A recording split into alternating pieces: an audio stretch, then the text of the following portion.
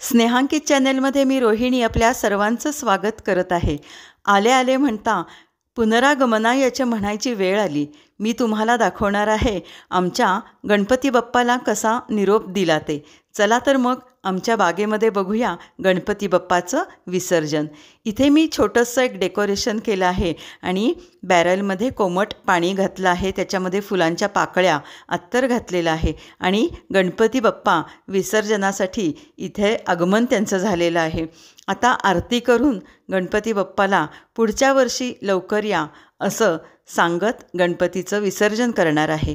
पर्यावरण जपत असताना आमच्या कॉलनीमध्ये बऱ्याचशा घरांमध्ये या पद्धतीनंच गणपतीचं विसर्जन करतात आणि मातीचा गणपती आणल्यामुळे 2 दिवसांमध्ये तो लगेच विरघळतो. त्याची मातीसुद्धा मी आमच्या त्या मूर्तिकाराकडे परत नेऊनसुद्धा देते.